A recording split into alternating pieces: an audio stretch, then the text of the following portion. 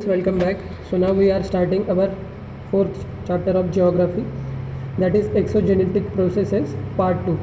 So in the second chapter, that is endogenetic processes, we saw that due to many internal movements many different types of landforms are formed, and in the third part we saw that due to erosion the wearing away of the earth's surface occurs.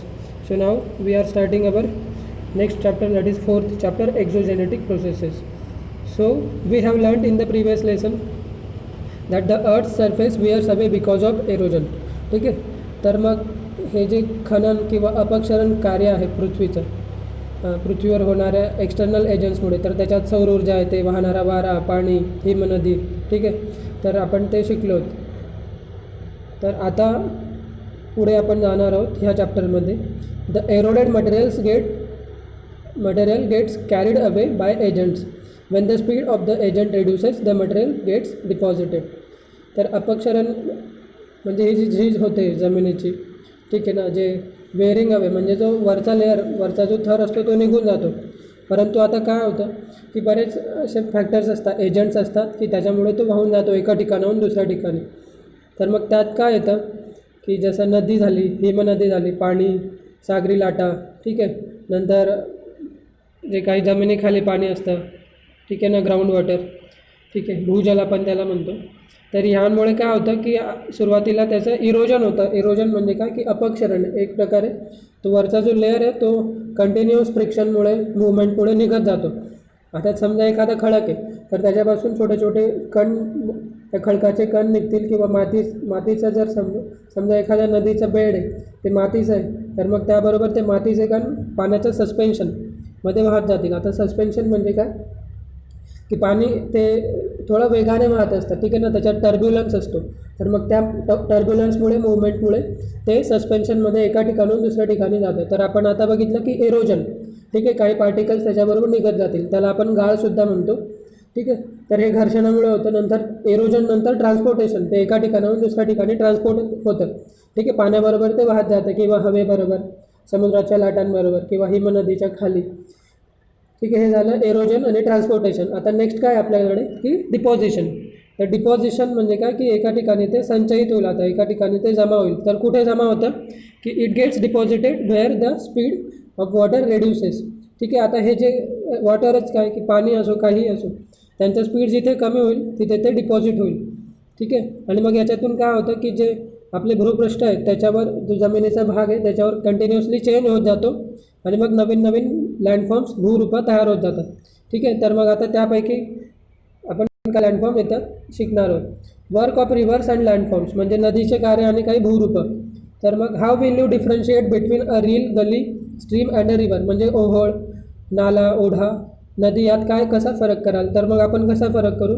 That length, त्यांची जी length आहे, length of river is more as compared to stream, gully and rill. Also the volume of water flowing in river is more as compared to stream. ठीक आहे. आता rill is smaller than gully, is smaller than stream, is smaller than river. ठीक आहे. आणि what is a river.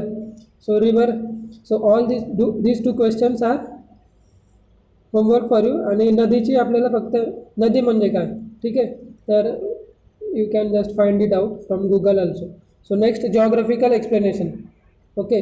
नदीची एक basic idea आपण घेऊ शकतो की the continuous flow of water, ठीक आहे, from a source and it ends in to the ocean. तर अशा प्रकारे एक तुम्हाला एक गुगलवरून मिळून जाईल की नदी म्हणजे काय. Otherwise you can write by your own. So these 2 questions are homework. Okay. Differentiate and what is a river. So next, running water flows naturally in a direction according to gravity along the slope and makes its own way. आता नैसर्गिकरित्या काय पाण्याचं काय असतं की गुरुत्वाकर्षण शक्तीमुळे तो जिकडे उतार आहे त्या उताराच्या दिशेने वाहू लागतो आणि मग स्वतःचा मार्ग तयार करतो. ठीक आहे. यालाच आपण काय म्हणतो की जलप्रवाह म्हणतो. ठीक आहे. मग असे जेव्हा अनेक जलप्रवाह एकत्र येतात तेव्हा काय होतं, it makes a river, it forms a river. ठीक आहे. तर आता इथे आपल्याला कॅनॉनचं उदाहरण दिलं आहे, घळई. ठीक आहे. ओके. सो आता याच्यात पूर्ण चॅप्टरमध्ये महत्त्वाचं काय आहे की 3 कन्सेप्ट आहेत. कोणकोणते की एरोजन, ट्रान्सपोर्टेशन अँड डिपॉझिशन. ठीक आहे. तर मग नदीमुळे होणारे, वाऱ्यामुळे होणारे, हिमनदीमुळे होणारे, असे वेगवेगळे येतात. The slope of the land and the type of rock, volume of water flowing in the river.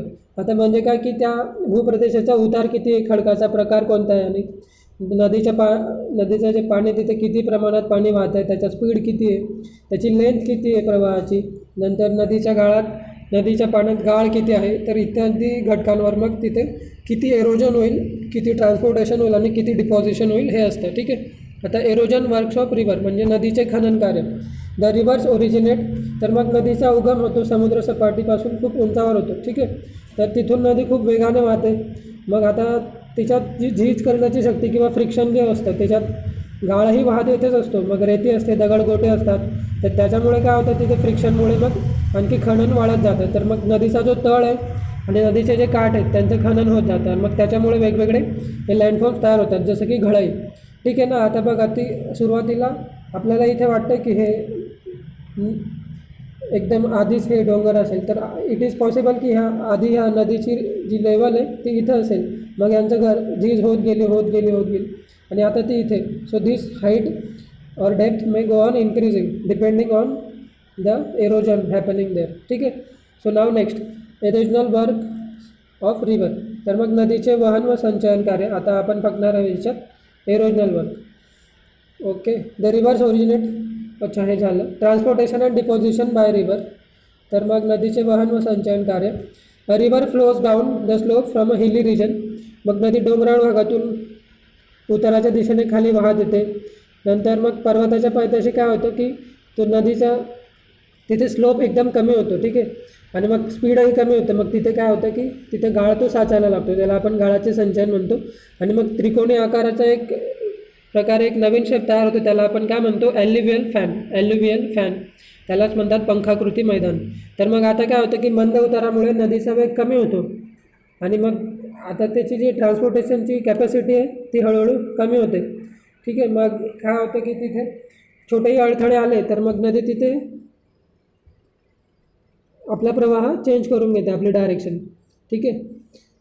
आणि मग जेव्हा नदी समुद्राजवळ जाते ते पात्र तिचं खूपच रुंद होत जातं आणि त्यामुळे काय होतं की व्हॉल्यूम तेवढाच असल्यामुळे आणि तिला एरिया जास्त मिळाल्यामुळे तिचं व्हेलॉसिटी कमी होते आणि मग तिथे मग तो काठाच्या प्रदेशात हा गाळ साचतो.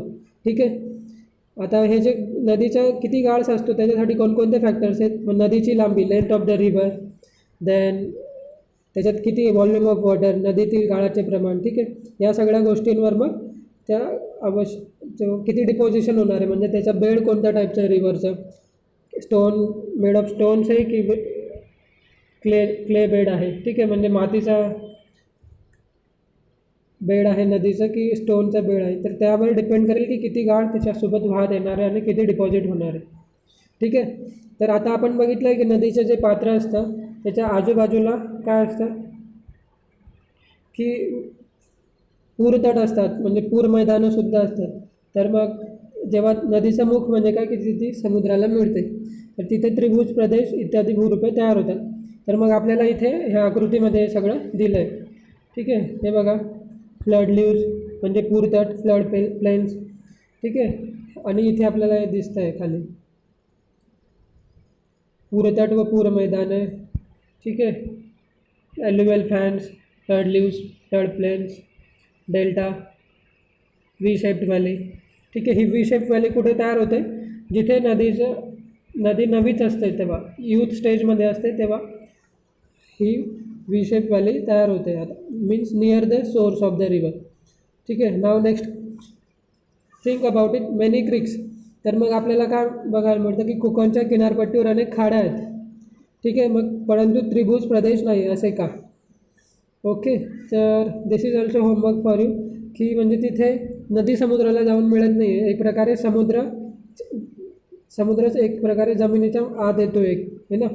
तर मग असं काय होतं, खाडी म्हणजे काय की जिथे समुद्र आपल्याला असं वाटतं की समुद्र एका लँड फॉर्म जमिनीच्या आत आला एक प्रकारे. ठीक आहे.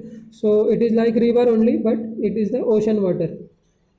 Next, find out is there any lake found near the meanders of the river, obtain information about this. ठीक आहे. म्हणजे नदीचं जे नागमोडी वळण असतात, ठीक आहे, समजा हे नदीचं वळण, तर इथे कुठे तुम्हाला सरोवर मिळेल का, तर येस मिळू शकतं. समजा नदीचा फ्लो आधी असा होता परंतु तो आता असा झाला आहे. तर मग इट इज पॉसिबल की we can get river here. तर मग आपल्याला याच्याबद्दल माहिती लिहायची. So now this is also homework for you. Now next work of glaciers and landforms. Okay, आता आपल्याला हे बघा, in regions where the temperatures are generally below freezing point. तर मग ज्या प्रदेशात तापमान गोठणबिंदू म्हणजे काय, हे फ्रीजिंग पॉईंट त्याच्या खाली असतं, मग तिथे पाऊस कशा प्रकारे पडेल, तर तिथे हिमवृष्टी होईल. ठीक आहे, बर्फ आपण ज्याला म्हणतो एक प्रकारे हिम, तो उडेल. मग काय होईल, हिमवृष्टीमुळे भूपृष्ठावर हिमाचा थर तयार होतो. ठीक आहे, आपण ज्याला साध्या भाषेत बर्फच म्हणतो. ठीक आहे, सो हिमाच्या प्रचंड वजनामुळे काय होतं आता, so layers of snow accumulate on the earth surface because of snowfall and the heavy weight. तर मग या प्रचंड वजनामुळे तिथे तो जो बर्फ आहे तो घसरू लागतो आणि मग त्याच्यात काय आता ऑलरेडी वेट आहे, त्याचा प्रेशर राहील आणि फ्रिक्शन पण राहील. तर मग त्याच्या जे बॉटम आहे त्याच्या तळाशी जमिनीलगत जो बर्फ आहे तो वितळू लागतो. ठीक आहे, आणि मग त्याच्यामुळे ही जे ग्लेशियर आहे starts moving slowly along the slope. मग उताराच्या दिशेने हळूहळू ही हिमनदी पुढे सरकू लागते. तर मग लाईक द रिव्हर, तर मग नदीप्रमाणेच हिमनदी देखील खनन, वहन व संचयन करते. म्हणजे काय, इरोजन, ट्रान्सपोर्टेशन आणि डिपॉझिशन. ओके, तर ETD लक्षात ठेवायचं, इरोजन वर्क बाय ग्लेशियर्स. तर मग हिमनदीचे खनन कार्य. आता बघा, दो इट्स वेलॉसिटी इज लेस, वेग कमी आहे त्याचा, तरी बर्फाचे वस्तुमान खूपच आहे, बर्फाचं वजन खूप जास्त आहे. त्याच्यामुळे बर्फाचे जो हिमनदी आहे त्याच्यात तळाला जो बर्फ आहे आणि काठाला जो बर्फ आहे त्याचं ते खनन करू लागतं. ठीक आहे, आणि मग त्याच्याबरोबर खूप सारे गाळही वाहून येतो. ठीक आहे, काही ना काही तिथे भूरूप तर आहे, जमीन तर आहेच तिथे त्याच्या खाली. तर मग वेगवेगळे तिथे लँडफॉर्म्स तयार होतात, जसे की cirques, aretes, horns, U shaped valleys, hanging valleys and rock mountains. ठीक आहे, माउंटेनीज और शिप बॅग्स. ठीक आहे, आता हे सगळे इथे दाखवलेच आहेत आपल्याला. ठीक आहे, सर्क्स अँड हॉर्न. नेक्स्ट हे तर पुढे येईल. Okay, now transportation and deposition by glaciers. तर आपल्याला हे लक्षात ठेवायचं आहे की erosion, due to erosion by glaciers कोणकोणते लँडफॉर्म्स तयार होतात. Due to transportation and deposition by glaciers which landforms are form. आता याच्या आधी आपण बघितलं होतं की नदीमुळे कोणते होतात. ठीक आहे, तर मग हिमनदीचे वहन व संचयन कार्य. The glaciers carry sediments with them. आता सेडिमेंट्स म्हणजे काय, की गाळ त्याच्याबरोबर वाहून येतो, हिमनदीबरोबर वाहून आणतो. तर मग ह्या गाळास आपण काय म्हणतो, मोरेन्स. मराठी त्याला हिमोड म्हणतात. तर मग हे जे मोरेन्स जिथे जिथे ते साचतात त्याच्यानुसार त्यांचे वेगवेगळे नावं आहेत. ठीक आहे, जसे काही ग्राउंड मोरेन, दुसरा आहे लॅटरल मोरेन, नंतर मेडियल मोरेन आणि आहे टर्मिनल मोरेन. ठीक आहे, त्यांचं जिथे लोकेशन जसं आहे त्याच्यानुसार त्याचे नावं बदलत राहतात. Okay, depending on the location. तर मग भूहिमोड, पार्श्वहिमोड, मध्यहिमोड व अंत्यहिमोड असे त्याचे 4 प्रकार आहेत. ठीक आहे, ओके. नंतर आता 4.2 अ आणि ब आपल्याला बघायची आहे. 4.2a, this is 4.2a and then we have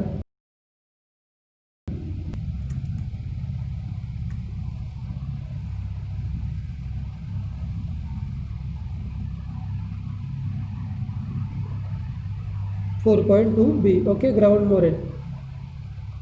ठीक आहे, so it names depend on the location. ठीक आहे, की कुठे हे त्याचं संचयन झालं आहे. ओके, नेक्स्ट आता इथे काय म्हणत आहे, the depositional work of glacier produces. Okay, तर मग याच्यामुळे हिमोडगिरी, तर ड्रमलिन्स, एस्कर्स असे तयार होतात. हिमोडगिरी, हिमोड, कटक इत्यादी भूरूपं तयार होतात. तर इथे दिसतं आपल्याला यू आकाराची दरी.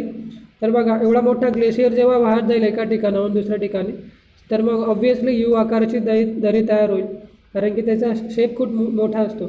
साईडला दिसतं आहे आपल्याला, see U shaped valley. Then we have hanging valley here. Then we have lateral and medial moraines, पार्श्व, मध्य हिमोड. ठीक आहे, कुठे कुठे संचयन झालं आहे ते दिसतं आहे आपल्याला. मेडियल दाखवलं आहे, लॅटरल दाखवलं आहे. देन ड्रमलिन्स म्हणजे हिमोडगिरी,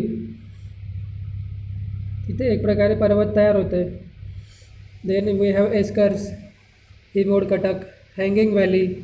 so all these are form due to either erosional work और ट्रान्सपोर्टेशन और डिपॉझिशनल वर्क ऑफ ग्लेशियर्स. ठीक आहे, हे झालं ground moraine. So now next, can you tell, इकडे काय राहिलं आहे का, नाही, okay. Glaciers move at different velocities daily ranging from 1 centimeter to 1 meter. The Jakobshavn Glacier in Greenland is one of the fastest moving glaciers in the world, 46 meter per day. ठीक आहे, हे नाव लक्षात ठेवायचं, Jakobshavn glacier 46 metre per day. Now next, some pictures of the landforms formed by glaciers are given below. Write in the box below the function because which they have formed. आता बघा, सर्क आणि horn कशामुळे तयार होतात, तर सर्क आणि horn हे इरोजनमुळे तयार होतात. तर मग आपण इथे काय लिहिणार, एरोजन लिहिणार. तर अशा वेगवेगळ्या चौकटीत आपल्याला फक्त इथे लिहायचं आहे की हे यू शेप्ड व्हॅली कशामुळे तयार होते, एक ट्रान्सपोर्टेशनमुळे होते, किंवा लॅटरल आणि मिडियल मॉरेन कशामुळे होतात, तर ट्रान्सपोर्टेशन डिपॉझिशन. ठीक आहे, हे एक एक तिथे नाव व्यवस्थित लिहायचं आहे. सो नाव work of wind and the landforms produce. Okay, तुम्हाला होमवर्क दिलं आहे तिथे. नाव next is our, can you tell where can you see the work by glaciers in India. ठीक आहे, आता भारतात कुठे हे बघायला मिळेल, तर आपल्या इथे इंडियामध्ये असं होत असतं. It is very easy, we can easily get it from Google. In which natural region can you see the work of glaciers at sea level. तर मग सी लेवलवर असं बघायला मिळेल तर कुठे. अँड हा क्वेश्चन एक think about it, can you see a glacier moving just as you can observe the movement of river water. No. ठीक आहे, आपण एक ग्लेशियर मूव्ह होताना बघू नाही शकत, because it moves very slowly from 1 centimetre to 1 metre per day. तिथे मग आपल्याला तिथेच थांबावं लागेल दिवसभर. So these 2 questions are also homework for you. Okay.